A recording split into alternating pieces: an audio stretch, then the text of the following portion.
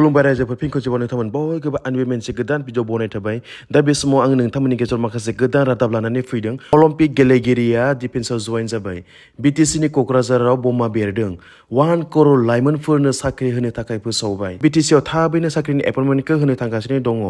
प्रेसिडेन्टनि हेलिकप्टारा नांथारदों बे गासैनि सायाव जोङो गुवारै सावरायनो थांगासिनो दङ गिबियावनो जायफोर नोंथांमोना आंनि बे चेनेलाव गोदान अन्नानै नोंथांमोना आंनि बे चेनेलखौ साबस्क्राइब खालामनानै लादो बेबायदिनो माखासे गोदान रादाब मोनबाय थानो थाखाय 2021 मायथाइयाव जापाननि टकिअ'आव जानाय अलिम्पिकआव गल्ड मेडेलिस्ट मोनगिरि नीरज चोपड़ा बिथाङा मैयानि दिनाव लेफ्टिनेन्ट कर्नेल डिफेन्सनि पस्टआवहाय बिथाङा जयेन जाबाय आरो बिथांनि जयेन जानाय हाबाफारियाव भारतनि डिफेन्स मिनिस्टार राजनाथ सिंह बिथाङाबो बाहागो लाफैनायखौ जोङो नुनो मोन्दों क'क्राझारनि सालाकाथियाव गिख्रंथाव बमा बेरफ्रुनाय जाथाय जादों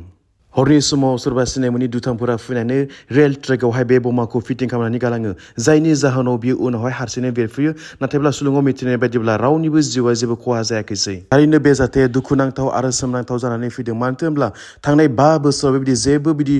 जाथाय जानायखौ जों नुनो मोनाखैमोन नाथायब्ला दिनैनि दिनाव बेबायदि जाथाय जानाया थारैनो रायजो राजाफोरनि गोसोआव मोनसे गिखांनाय लाबोदों बेबायदि जाथायखौ नुनानै बीटीसीआव थागिरि सुबुंफोरनि गोसोआव मोनसे सोंलु सिखांदों जे बीटीसी ओनसोलाव फिन खनसेबाव बेबायदि गिलु बालु जाथाया सोमजिबावगोन नामा बा बेबायदि गाज्रि थासारिया फैफिनबावगोन नामा होननानै गोसोआव गोबां सोंलु सिखांनायखौ जोङो नुनो मोन्दों बिहारनि चिफ मिनिस्टार नीतीश कुमार बिथाङा फैबाय थानाय 5 बोसोरनि गेजेराव 1 करोड़ लाइमोनफोरनो बिथांमोना गभर्नमेन्ट जब होनो थांगासिनो होननानै दिनैनि दिनाव बिथाङा फोसावनायखौ जोङो नुनो मोन्दों गुबुन गुबुन जेसेबां बिदि खालि जानाय डिपार्टमेन्टफोर दङ बे गासै डिपार्टमेन्टआव बिथांमोना थाबैनो गासै खालि पस्टफोरखौ सुफुंगोन होननानै बिथाङा खौरां बिजोंनि गेजेरजों फोसावनायखौ जोङो नुनो मोन्दों गोदानै सायख'जानाय बीटीसीनि एम रबिराम नार्जारि बिथाङा खौरां बिजोंनि गेजेरजों मिथिहोदों जे फैबाय थानाय डिसेम्बर दाननि गेजेराव जेसेबां टेट क्वालिफाइड टिचारफोर दङ बे गासै टेट क्वालिफाइड टिचारफोरखौ एपइन्टमेन्ट राननो थांगासिनो दङ होननानै बिथाङा खौरां बिजोंनि गेजेरजों रायजो राजाफोरखौ मोनथिहोदों सुलुङाव मिथिनाय बायदिब्ला एचएस लेभेल आरो ग्रेड 4 नि रिजाल्टखौ बे सप्तानि गेजेरावनो थाबैनो होगोन होननानै जोङो मिथिनो मोननाय जादों भारतनि प्रेसिडेन्ट बिथां द्रौपदी मुर्मु बिथाङा जेब्ला केरेला दावबायहैदों